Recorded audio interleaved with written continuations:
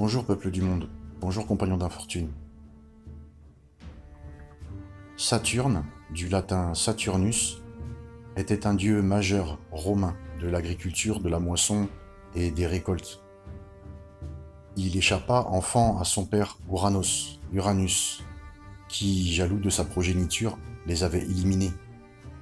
Saturne se vengea en les masculant avec une serpe, puis il régna dans les cieux à la place de son père. Plus tard, il allait à son tour tuer ses enfants, qu'il avait eus avec sa sœur Ops, en les avalant pour éviter que ceux-ci prennent sa place. Notez qu'il élimina son père avec une faux. La faucheuse que tout le monde connaît n'est autre qu'une des nombreuses représentations de Saturne. Il est aussi Chronos chez les Grecs et représente le temps, ce qui est un détail à prendre en considération. Saturne est la 6e planète du système solaire, par ordre de distance au Soleil. Saturne est aussi le nom du 6e jour de la semaine, Saturn Day, Saturday, Day qui veut dire jour, le jour de Saturne donc, qui est le samedi. D'après la NASA, le pôle nord de Saturne serait en forme polygonale, contenant 6 côtés, un hexagone donc. Résumons. La 6e planète, le 6e jour de la semaine, et un polygone à 6 côtés. Nous avons donc, étrangement, 3-6. Il est bien connu que dans le symbolisme occulte, qu'à partir d'un hexagone, un polygone à 6 côtés donc, il est possible de dessiner un symbole d'étoile à 6 branches, un hexagramme. Utilisant la géométrie, nous retrouvons encore une autre combinaison de 3-6 que tout le monde ou presque connaît. Vous pouvez aussi retrouver 3-6 de par les angles des triangles, qui font tous 60 degrés. Cela relie clairement le dieu Saturne de l'agriculture, des moissons et des récoltes au 666. Aussi, Saturne, dans le langage babylonien, est Stur, S-T-U-R. Dans ce langage, le S est égal à 60, le T est égal à 400, le U est égal à 6, le R est égal à 200, qui font 666. Ayant établi les liens entre le 666, le symbole hexagramme et Saturne, à qui ce symbole appartient-il? Qui l'utilise? Voici une représentation de Jésus. Êtes-vous sûr qu'il s'agit de l'image de Jésus? Jésus était juif, et les juifs ne portent pas de cheveux longs.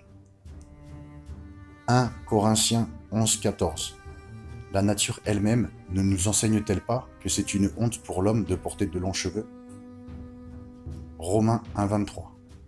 Et ils ont changé la gloire de Dieu incorruptible en image représentant l'homme corruptible, des oiseaux, des bêtes à 4 pattes et des reptiles. Exode 24-5. Tu ne te feras point d'image taillée, ni de représentation quelconque des choses qui sont en haut dans les cieux, qui sont en bas sur la terre, et qui sont dans les eaux plus bas que la terre. En comprenant ceci, il est bien entendu interdit de donner pour culte ou de prier quelque chose fait par la main de l'homme, une représentation, un objet. Alors, qui est représenté sur toutes ces images? Nous avons établi au début de la vidéo que Saturne, le dieu majeur romain de l'agriculture, de la moisson et des récoltes, est représenté et ou utilise le symbole hexagramme. Pour les Sumériens, le dieu de l'agriculture est appelé Ninurta, qui est le mot anglais pour Saturne. Voici un sceau cylindrique sumérien, où est assis sur le trône Ninurta, Saturne. Nous pouvons clairement y voir une étoile hexagonale, un hexagramme. Mais qui utilise cette étoile de nos jours? Saturne a sa place dans de nombreuses cultures et civilisations au fil du temps, sous un grand nombre de noms différents. Connu sous le nom de Chronos chez les Grecs, Hel en Phénicie, Saturnus à Rome, Stur en Chaldée et Ninurta pour les Sumériens. Comme tous les noms qu'il possède, il a aussi laissé sa marque dans toutes les religions paganes. Regardez autour du cou, le cœur sacré maintenant. Regardez cette idole attentivement. Il n'est nul autre que Quetzalcoatl, avec le même cœur sacré. En accord avec la civilisation maya, Quetzalcoatl était un mâle de grande taille, blanc, avec une barbe et des yeux bleus. En plus du cœur de Quetzalcoatl, nous avons aussi sa croix. Croix qui n'a jamais été un symbole chrétien. C'est un symbole graphique qui est lié à la base seulement aux pagans. Les Aztèques pratiquaient le sacrifice du cœur sacré au nom de Quetzalcoatl, un rituel exécuté en retirant le cœur de leurs victimes. Voici les couteaux utilisés pour retirer les cœurs. Aujourd'hui, qui effectue ces rituels du cœur sacré? Regardez cette image, encore une représentation de Jésus. Pourquoi tient-il un cœur? Êtes-vous sûr qu'il s'agit de l'image de Jésus? Ou bien priez-vous simplement l'image de la bête qui porte beaucoup de noms? Saturne, Chronos, Stur, El, Ninurta, Quetzalcoatl. Vous avez établi l'image de la bête et qui elle est vraiment? Et quelle est sa marque? Elle est le 666. Qui est Saturne exactement? Ménorah, synagogue, temple juif? Que fait le 666 sur une synagogue juive? Est-ce vraiment un symbole juif? Dans l'hindouisme, l'hexagramme est appelé le yantra. Voici un yantra vieux de 10 000 ans à Satkona. Voici un yantra sur le dieu hindou Kali.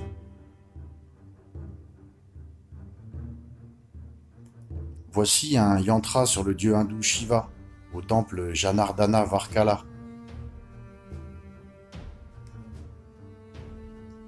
Voici un yantra sur un tombeau hindou à Kerala, en Inde.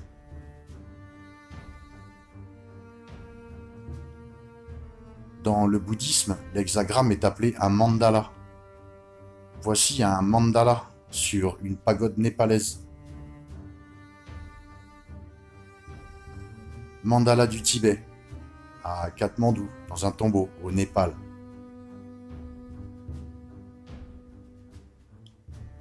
Tombeau Shinto, à Yuzi-Jingu, au Japon. Tombeau Manai Jinja, au Japon.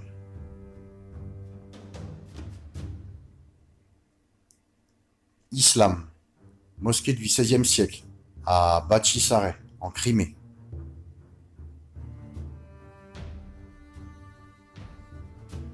Mosquée du sultan Mamluk, 1503 après Jésus-Christ, Al-Azhar, au Caire, en Égypte.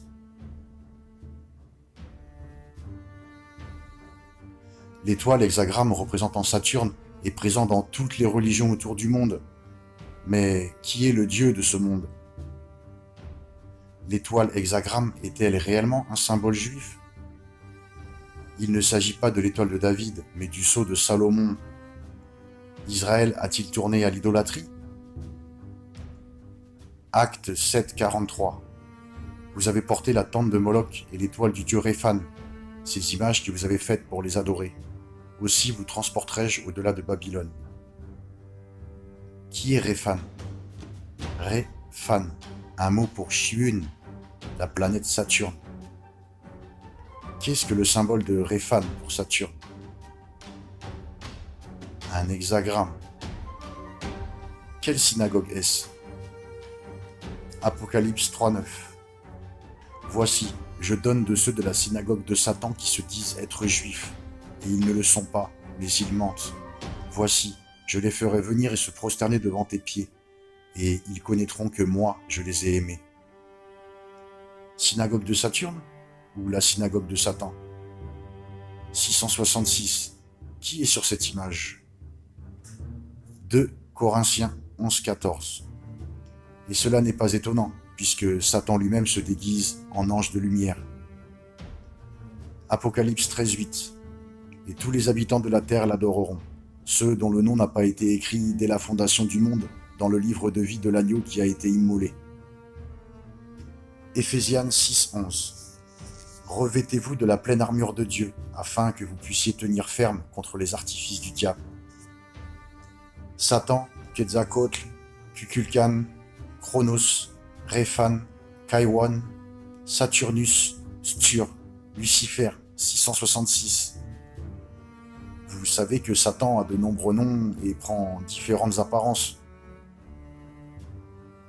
Il y a aussi ce symbole de l'hexagramme dans beaucoup d'églises catholiques romaines. Regardez cette étoile hexagonale sur le monstrance du pape. 3-6 encore. Le pape est le vicaire du Christ, ou le vicaire du Fils de Dieu. Le vicaire du Fils de Dieu se dit Vicarius Filii Lei en latin. Quand on calcule Vicarius Filii Lei, cela donne 666. Vicaire du Christ ou vicaire du faux Messie. Apocalypse 13-11. Puis je vis monter de la terre une autre bête, qui avait 2 cornes semblables à celles d'un agneau et qui parlait comme un dragon. 13-12. Elle exerçait toute l'autorité de la première bête en sa présence, et elle faisait que la terre et ses habitants adoraient la première bête, dont la blessure mortelle avait été guérie. En sa présence, c'est en anglais Onis Bialf, qui veut dire vicaire, le vicaire de la première bête, le vicaire du faux Messie. 2 Thessaloniciens 2-4. L'adversaire qui s'élève au-dessus de tout ce qu'on appelle Dieu ou de ce qu'on adore, jusqu'à s'asseoir dans le temple de Dieu, se proclamant lui-même Dieu. Matthieu. Je suis le Christ et j'en décevrai beaucoup. Revenons à l'hexagone du pôle nord de Saturne maintenant, qui est un symbole occulte satanique à la base de toutes les croyances des francs-maçons, de l'élite et des Illuminati. Il est utilisé pour invoquer des démons.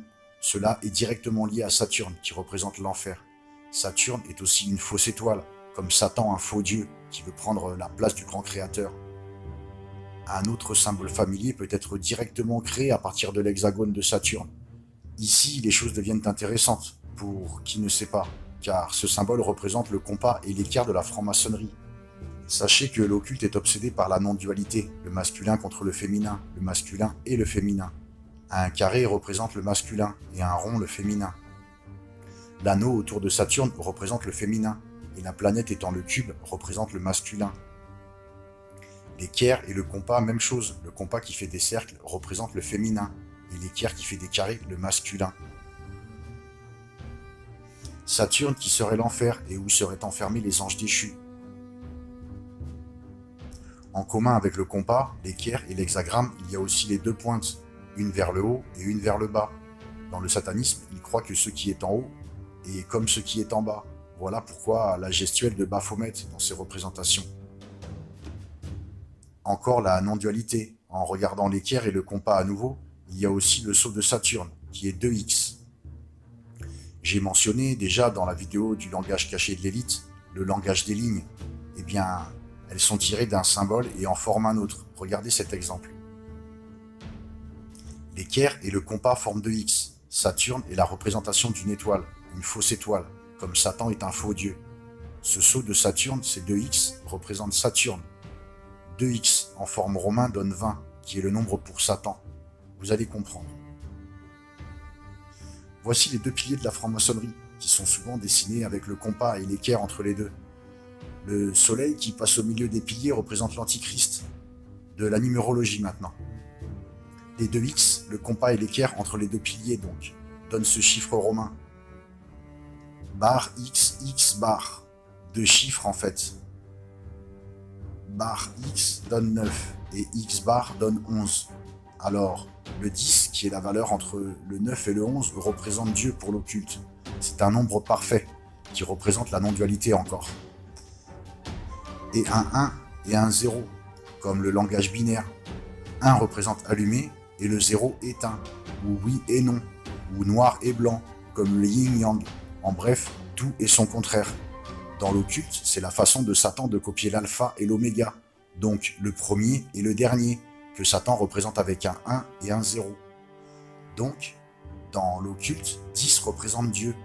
Et quand vous avez 9 et 11 comme ceci, c'est une façon de passer par-dessus Dieu pour devenir Dieu soi-même. Car 9 est moins que 10. 9 qui représente le déchu. Et 11 qui est plus que Dieu représente être au-dessus de Dieu, le surpassé. Lorsque nous avons 9 et 11 côte à côte, cela représente l'antichrist. Des fois, au lieu du compas et de l'équerre, entre les 2 piliers, il y en a un 3e. Il est appelé le 13e pilier. Voici pourquoi 9 plus 11 égale 20. 20, c'est l'Antichrist, représenté par les deux X. Dans l'occulte, Jésus est le nombre 13, car il avait 12 apôtres. Cela fait de lui le 13e. Satan et les groupes occultes veulent apporter l'Antichrist. Pour ce faire, ils doivent créer une contrefaçon de ce que Jésus a fait. 13 plus 20 égale 33, le degré maçonnique, et Illuminati 666. Une erreur de Satan en crucifiant Jésus sur la croix qui représente un X, mais il y avait 3 croix. Il a été crucifié entre 2 autres, créant ainsi le symbolisme du 13e pilier, ce symbolisme de portail ou trou de verre brisant l'espace-temps. Il s'est échappé du cube en mourant sur la croix. Le 9 et le 11 représentent aussi la manipulation ADN, ou prolonger la vie sans Dieu, qui va directement contre sa volonté, bien entendu. Les 3 crucifiés, dont Jésus faisait partie, l'occulte voudrait y voir un 666, mais Dieu n'utilise aucun symbole fait par les hommes, et donc la numérologie, dans ce cas, doit se faire sur les hommes et non sur les croix. 6 est le numéro pour un homme, mais Jésus est Dieu, donc sa valeur est de 10. Cela ne fait donc pas 666. Il a fusionné les 2 mondes, s'est échappé de la prison, du cube, au-delà de cette dimension, et c'est pourquoi il est ressuscité des morts et atteint les cieux, le paradis. Cette prison, ce cube, c'est pour ça que je vous répète depuis le premier jour, le monde est une prison dont vous ne pouvez en voir les murs car vous êtes né à l'intérieur. J'espère que ceci a du sens. Je vous ai dit que les anges déchus seraient sur Saturne, après l'occulte. J'ai aussi prononcé portail, trou de verre, espace-temps. Ceci n'est pas un hasard que le CERN utilise un 666 dans son logo, ce qui le relie directement à Saturne,